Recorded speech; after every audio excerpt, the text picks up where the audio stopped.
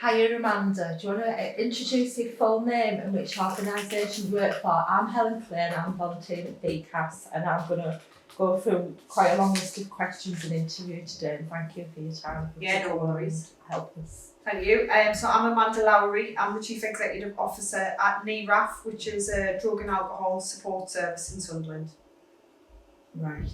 So the first question is, can you explain briefly what your organisation does? Yeah, so we've been around since 2011 and we're a small lived experience charity in Sunderland.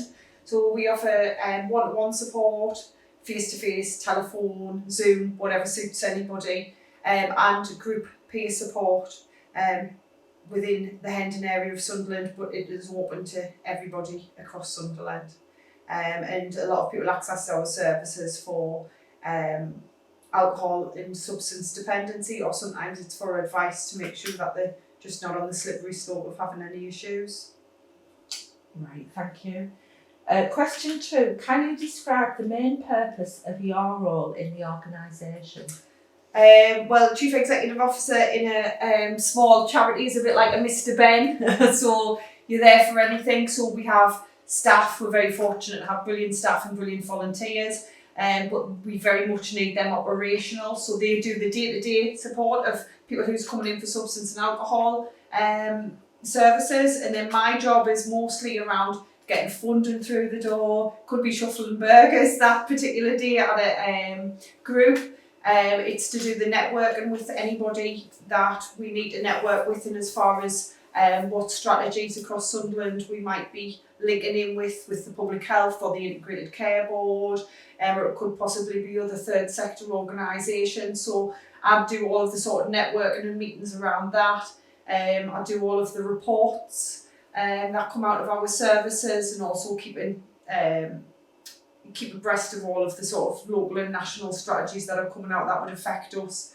And then also I look after the social media services for ours as well. So we primarily focus on business to customer platforms. So we do a lot of our work on Facebook and Instagram. We are on LinkedIn, but we don't use it as much because we do find that's more business to business, which isn't really applicable for our size at the moment, although watch this space, we'll be doing more work with that in the future.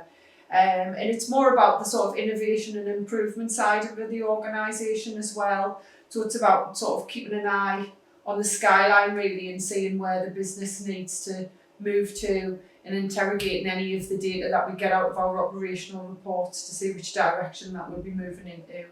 Thank you.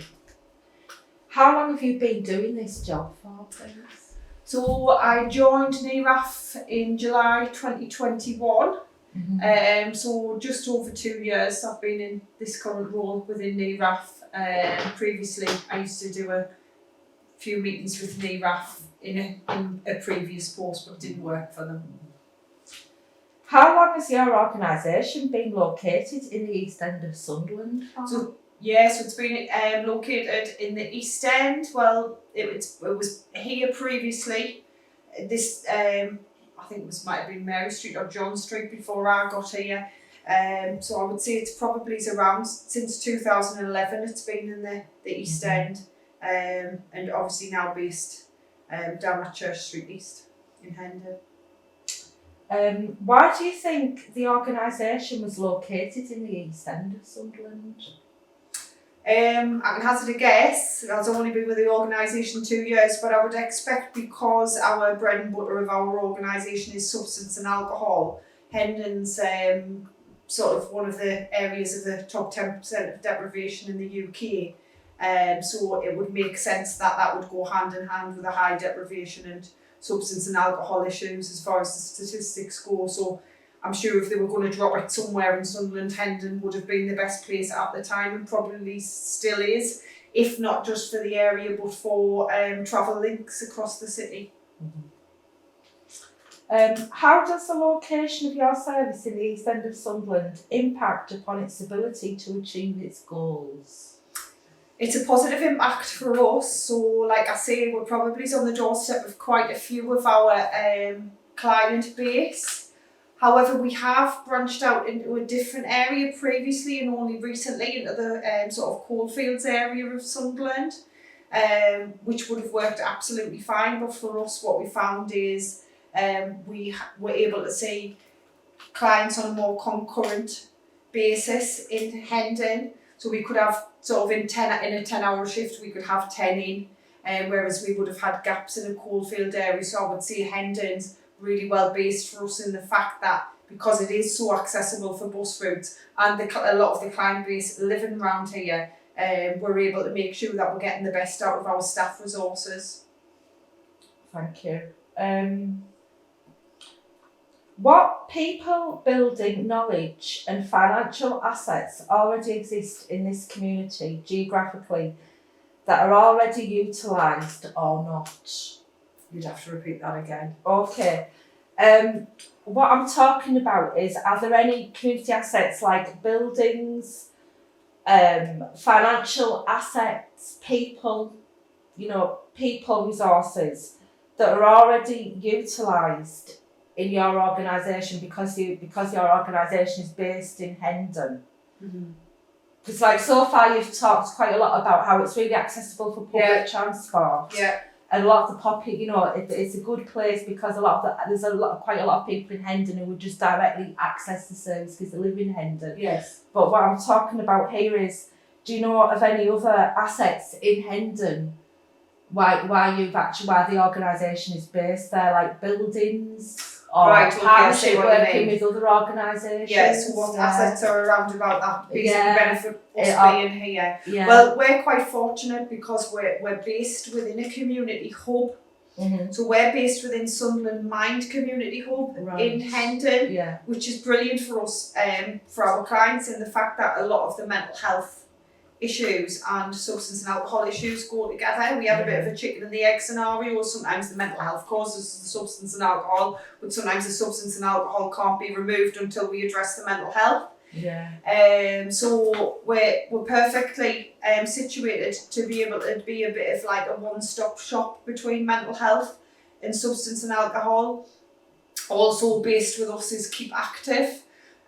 So that's a kick which is based within the hub as well, and that is around physical activity a lot of the times for like sort of young people but also adults as well. So that's a great benefit because then you're covering the mental health, the physical health and the substance and alcohol issues. So I think short of maybe a domestic abuse organisation in there, you've got a pretty well-rounded one-stop shop. So that benefits us. We also benefit from the fact that we've got Swan Lodge on the corner next to us, which is for people who are homeless at the moment. So you get a lot of people there with substance and alcohol issues. Sometimes they're not necessarily in the position to come and see us at the moment, but we have done a lot of links there for getting in and giving people information to be able to come down. Sometimes their key workers will come down with them into our organisation. We do find being slightly out of the centre as such benefits us for parking as well. So you manage to get a lot of people who can just pull straight up after work. We've had to introduce sort of evenings for people to be able to get to us, and I know a lot of our clients have found that where we're currently based is easily accessible for them, rather than, so you've got the bus routes like I've said, but you've also got easy parking outside, which a lot of the main city Sunderland centre wouldn't benefit from. And also just the fact of, for us, it's not necessarily buildings as such, but from a stigma point of view, for people who have substance and alcohol issues, they don't necessarily want to be walking in for support within a city centre. So where we're situated in this area is better in as far as people feel like they can come and go and access the services for mental health and for drug and alcohol and anything else that they might want to access in an area that maybe doesn't have the natural footfall for other shops as well. So that's a benefit. But there is a lot of third sector organisations based within our area anyway. So I would say there's a lot of like, there's Hope Church around the corner. Hope Church, although it's like a religious church in some ways. It's a real community hub for people to go and access. And then you've got the Ukraine organisation there for a charity as well. So we do links in with them wherever we can. But, you know, they're also aware of our services as well, so that we can sort of ferry back and forward. I'm trying to think if there's anything else really. VCAS, obviously. Yeah. VCAS, when I first started at NERAF, it was probably one of the best places I came for advice. We were like really, like the bank was empty when I came. And we really needed to like get some funds in fast. So from a practical advice, we really benefit from having VCAS on the doorstep, because it's somewhere that you know you can always get in touch with really fast. And we benefit from VCAS being on the doorstep, in as far as well getting a lot of people back into work. So a lot of people, when they haven't got anybody on their CVs previously to get any references off, we would always say the first port of call for certainly somebody in recovery is to get into volunteering, to get that sort of background, and you can really get rid of the stigma of people not thinking that they're going to be reliable or hard working. It's the best workers and most reliable workers and volunteers I've ever had is from this lived experience background, but it's just sometimes getting over the stigma around that. So VCAS I'll get in touch with to say, I've got John Smith and they're interested in such and such, but maybe they don't want to work in the city centre for Parkland, can you help out? And VCAS are really a benefit to us in the fact that we can get in contact and sort of get somebody linked in for another organisation somewhere else. They'll put out on their sort of social media for us. Brilliant. Approximately what percentage of your clients live or work in the East End? I mean, you've hinted at that already, haven't you? That there's quite a lot. I would probably, I wouldn't have to guess it if I'd known the question. I would have been able to bring the data up because we've just been working out the postcodes at the moment. But I would probably say Hendon, East End, probably is about 15-20%. But just on the outlying areas, you can, you know, sort of 50-60%. In as far as it's a bit like a sort of dot on the map in the middle. Right. So approximately what percentage of your clients come into the East End from other parts of the city? 100%. So if they don't already live here, everybody's travelling to the Eastern End for our service. Yeah. All of our services are based in-house at Hendon. And like I say, when we've briefly tried to branch out into other areas to offer the services so that they're more on people's doorsteps, they've actually still sometimes preferred coming out of the area that they live to travel, so that they, again, stigma wise, they're not right on the doorstep. So it works both ways, but we really benefit from sort of the fact that where we're placed, it works for the people who are on the doorstep, but it also works for people travelling in. So, you know, certainly 100% if they're not living here or travelling into the East End for it. Can you describe for you personally your lived experience of working for your organisation? In what way? Working as in this area of substance or alcohol, or a lived experience of? I think what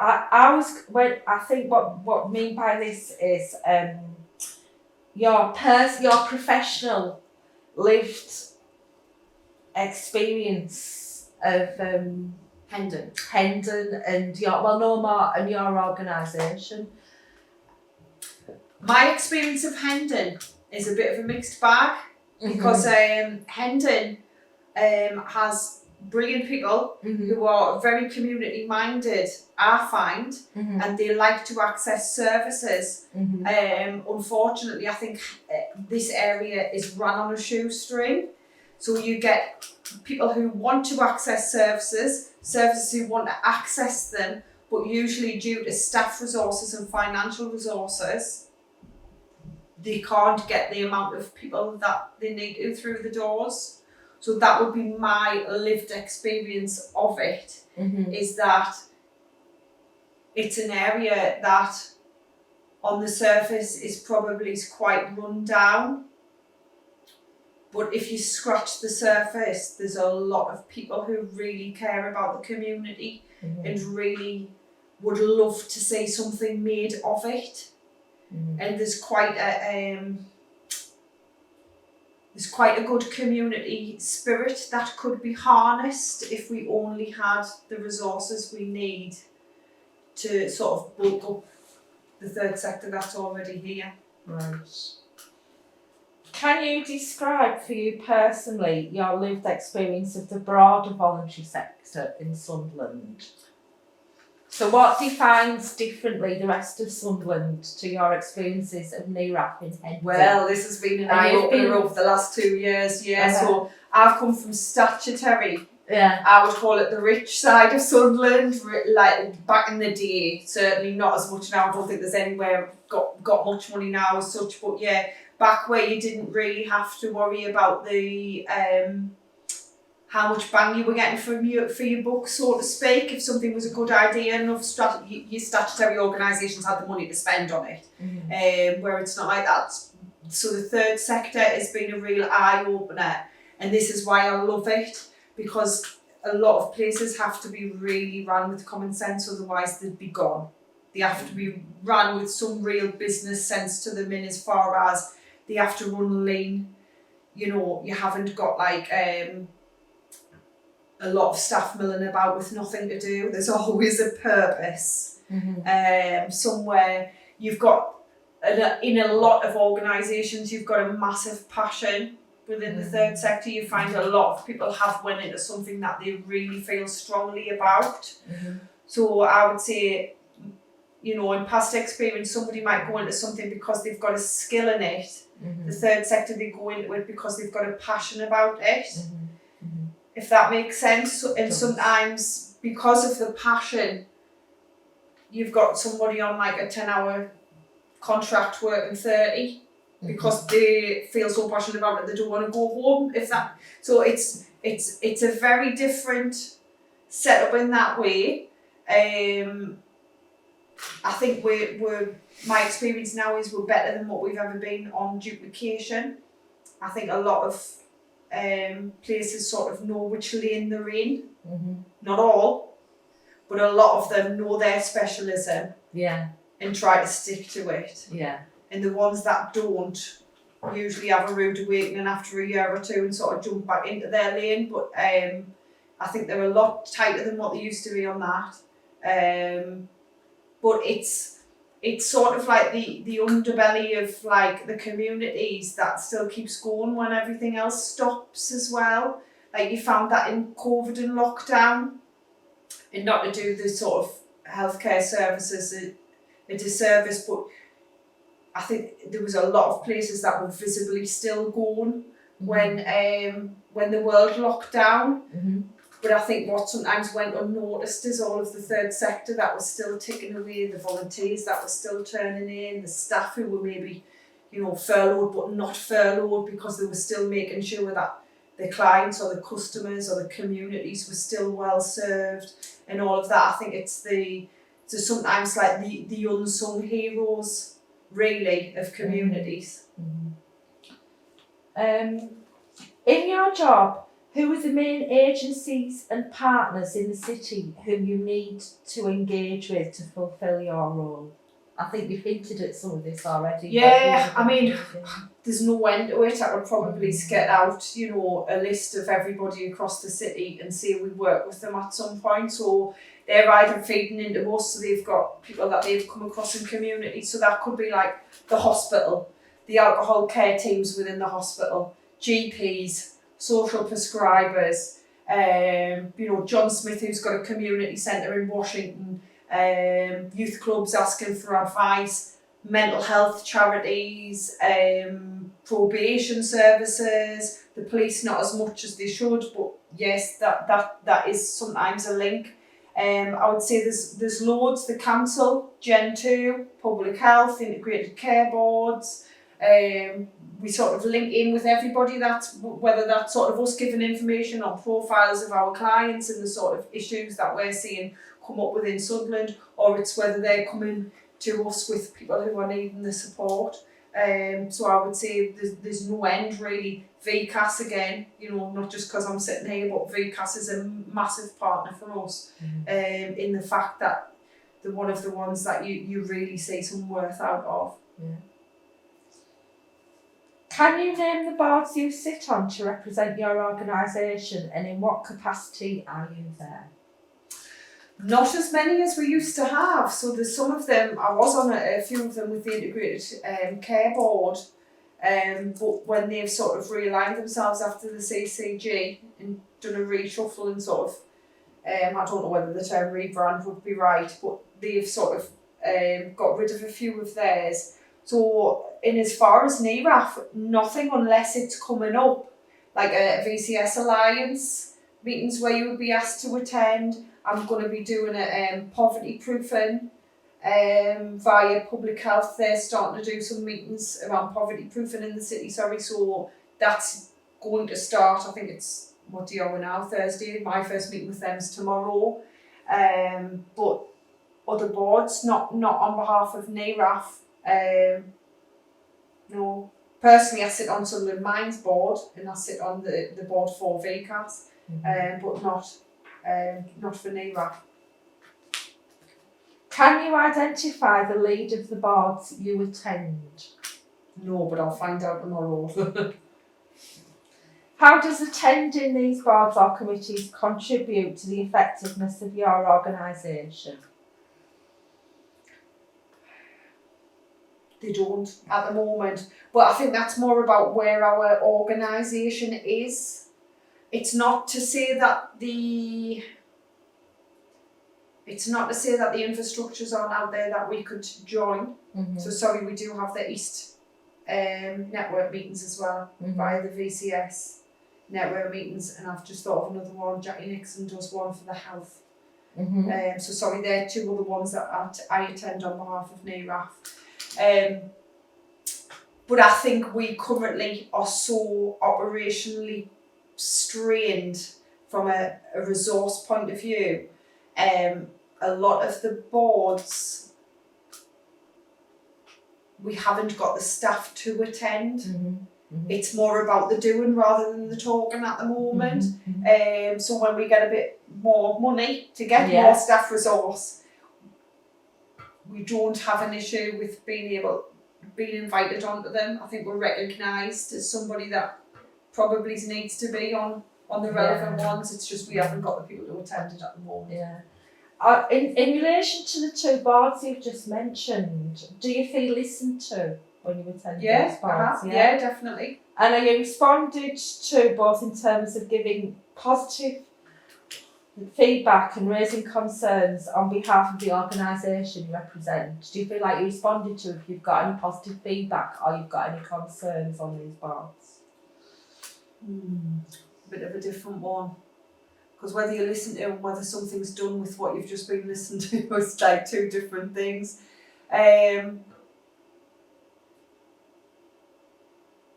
Possibly not. I would say possibly not in as far as, and this is totally with the NERAF hat on, because there is such an issue with drugs and alcohol, and because there is such an issue with strains personally on the public purse around drug and alcohol issues. So even if you've got no sympathy at all with people who have drug or alcohol issues, there is no getting away from the fact that they cost quite a lot for the public purse. So obviously working with them from a prevention point of view or getting them into recovery is a massive difference to how much we have to then waste resources on trying to get people well. So that's even putting the personal, like a sort of a person cost to recovery, financial costs, it's massive. So from that point of view, we're not listened to in that aspect. Right. I feel like in the last 6 months, and this is not just substance and alcohol, and I don't know whether I'm explaining this right, but I feel like the preventative side of everything has gone out the window. So I do find that in the third sector you see things on cycles. So the best way I can describe it is a bit like a lighthouse light going round. So 1 minute it'll be on veterans, the next year it might be on mental health, and you see it going round. So all of a sudden, let's do something about youth provision and blah, blah, blah.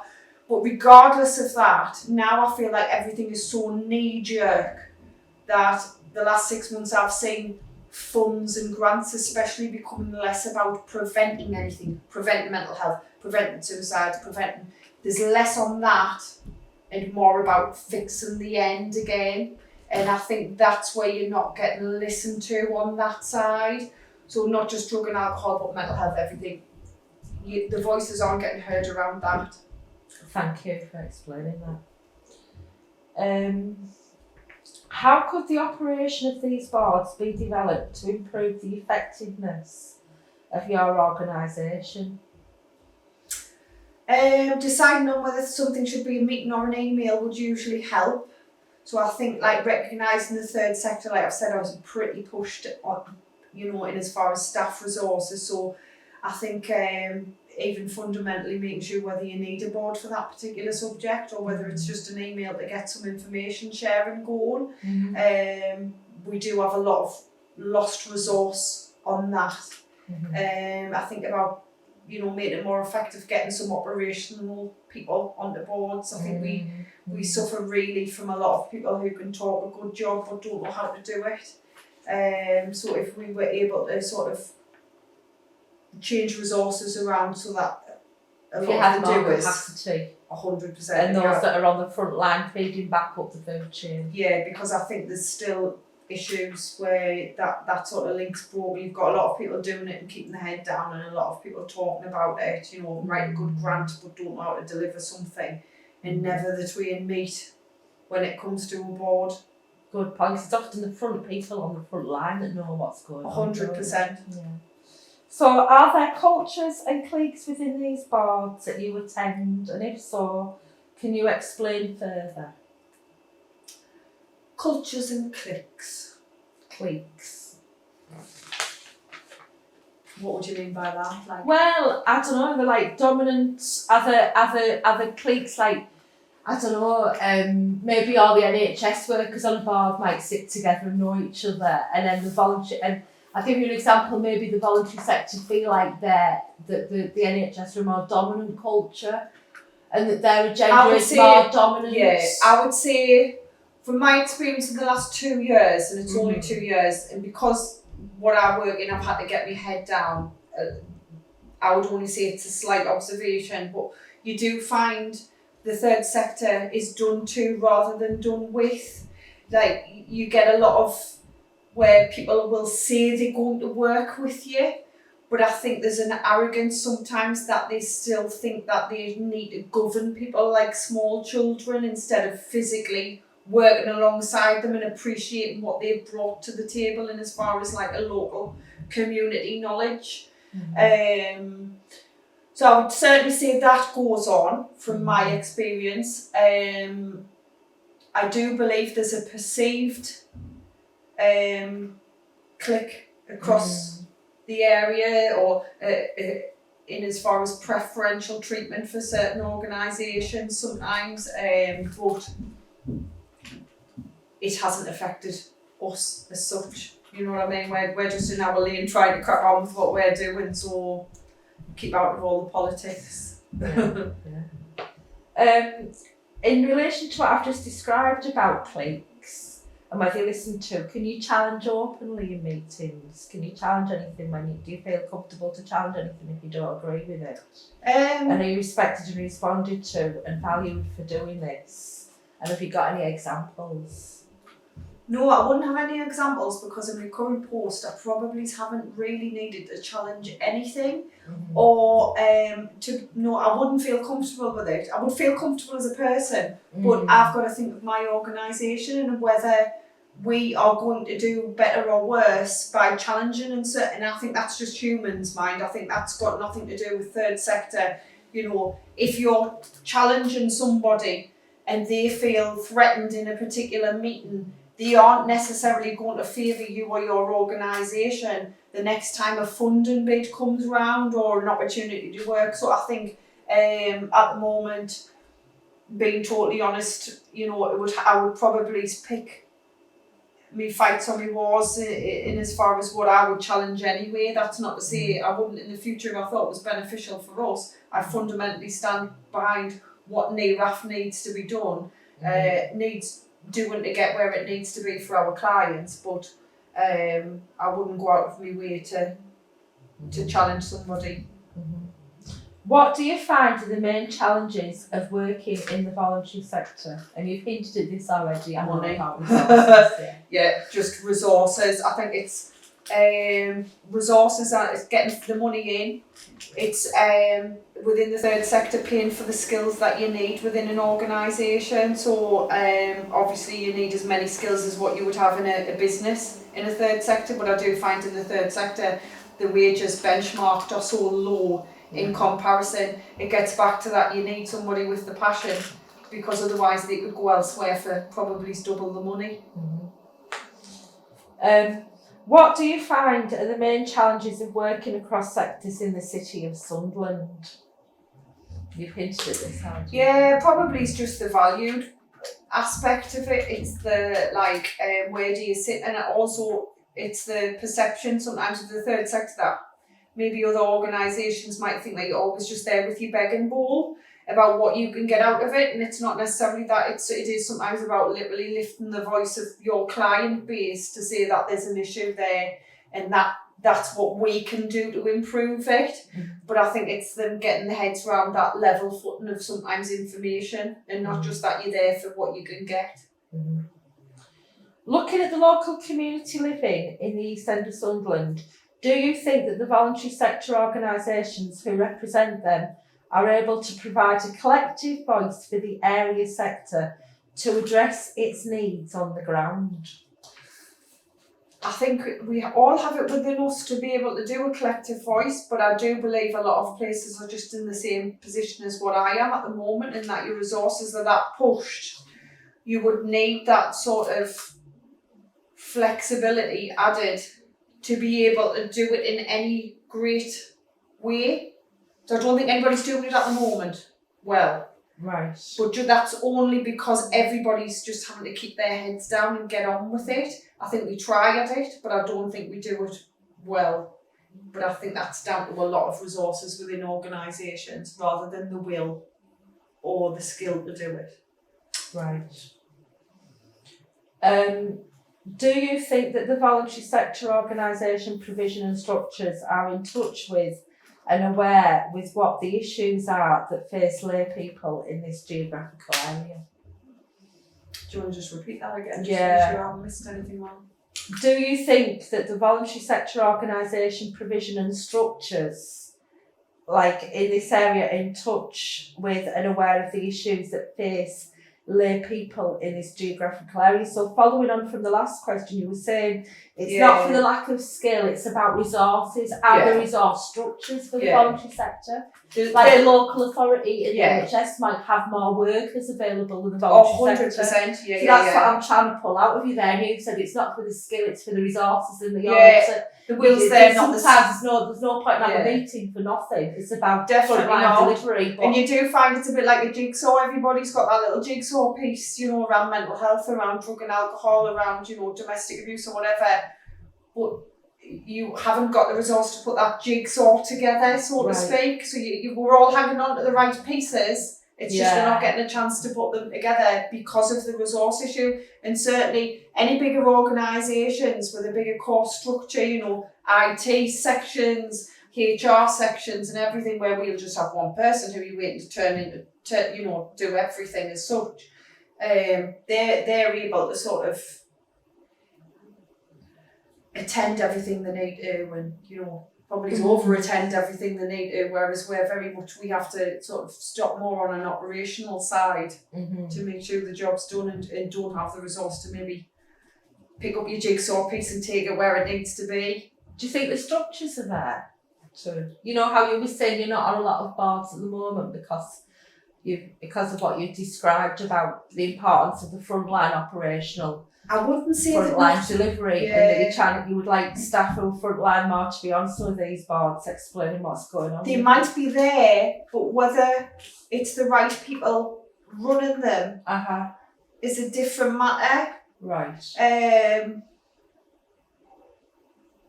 Sometimes I find you've got a lot of places where you can get the right voices there, but it's not the right ears at the end of it. Right. So even if you get that, the people who need to be listening to make the changes aren't there. I would say that's sort of a common issue. Right. How and when are you provided the opportunity to feedback on the issues and challenges that face your organisation and the VCSE, the voluntary community sector? I would say the only time we get to feed anything to anywhere regarding the challenges of our organisation is when writing funding bids. That is the only time ever that I address the real issues we have in as far as financial or staff resources. It's the only time I put it down, and there's only another time, that's the only time another human sits there and eventually at the end of the chain reads it. But I wouldn't say in as far as any meetings or anything or any structures that I've been to or that I'm planning to go to, I'm more there for an information sharing rather than to physically talk about the demands of our services and the issues that we have. Yeah, that makes sense. Do issues get filtered up from the ground, and is this an easy and transparent process? Well, you've just been edging on that a bit, haven't you? Yeah. Not really. I think you've got to talk. You've getting back to the voices. It's whose voices are you listening to as to what the challenges are. So you might get a statutory organisation who's telling you what the issues are in Sunderland and what everybody else needs to do about it. But the people who are delivering services aren't the ones who are getting to talk about what their issues are with their services or what their experience of it is. So do you think, the next question is, are there accessible structures in place, do you think, to do this and address this? Again, I'm not lifting my head up very often to see where these are at the minute, but I think that might answer it in itself. I haven't came across anything that benefits me to attend to keep NERAF going, if that makes sense. I haven't found anything that I can attend that makes my job easier and makes my client journey better by attending it. Therefore, I suppose that means that they're not there, because if they were there, I would attend that, be able to quite easily voice to say, this is the people in Sunderland, this is where they're coming from, this is their profiles, this is their issues, this is what needs to be done, and that he would be at the other side of that structure to pick that up and do something about it. Because this isn't about keeping me in a job or Susie, the worker, in the job. This is about the actual need for that client or client base. So no, in that sort of sense, it can't be there, because if it was there, I'd be attending it. Yeah. Are lay people, you've hinted on this already, sorry if some of these questions seem a bit repetitive. No, that's fine. Are lay people supported appropriately and valued and welcomed to feed up their issues? Sorry, could you just repeat? Are lay people, do you know what that means? It means somebody who's just an ordinary member of the public, or one of your clients, just a member of the public, who has a drug or alcohol issue, are they supported appropriately and valued and welcome to feed up their issues, do you think? It depends where the up is. And that's to feed up their issues. Up is a bit like a Wizard of Oz scenario, like who's behind the curtain. But they've certainly feed into ours. So ours as an organisation is totally client-led. So every single day they're in letting us know, that piece of information on the paperwork, what are you doing with it, do you need it, what you're doing for, blah, blah. So they feed into that group. Actually, can we start it a bit later for the bus services, or it would work better on a Thursday instead of a Tuesday. So just people's opinions and feedback certainly governs our service and how it's running and how we apply for funding and what we see as our next steps for the organisation.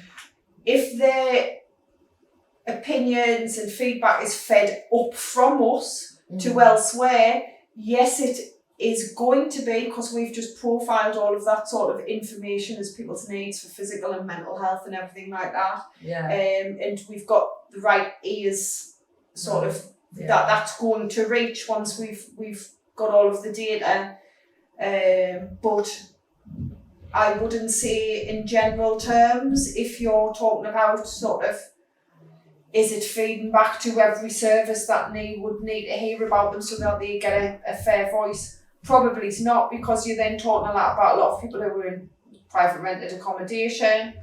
Private rented accommodations don't really have the same sort of voices or services as you might have from like a social housing, who, you know, regularly get checked on their opinions of things, and, you know, have boards and trustees.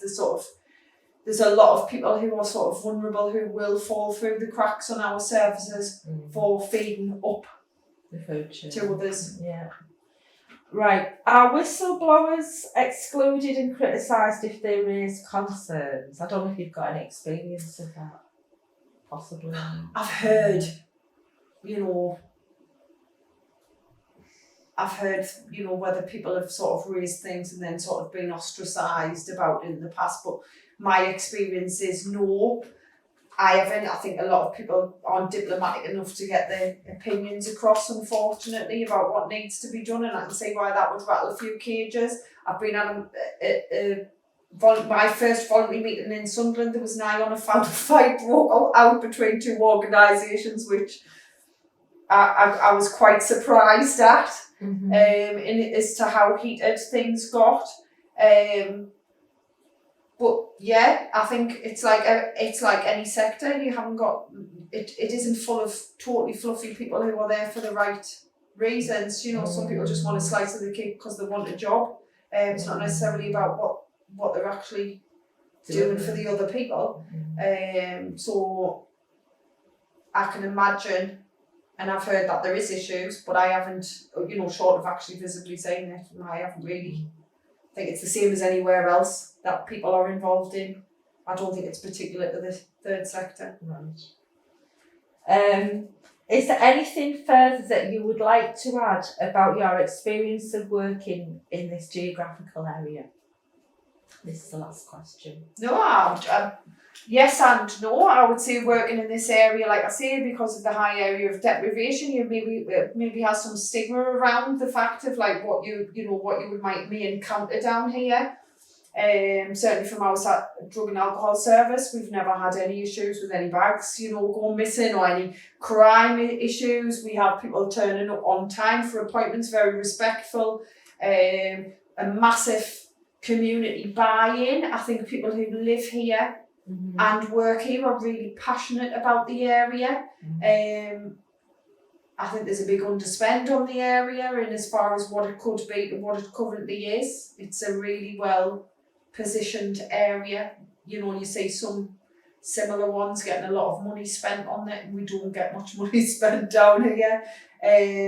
But it's I think it's one of the areas where if you scratch the surface, there's a hell of a lot going on that people maybe don't realise is going on, and there's a lot of good people living and working down here, like I say, who would like to see a big improvement and a bigger cash injection. Right. Have you got any further comments, Amanda? No, that would be it. Thank you very much for that interview.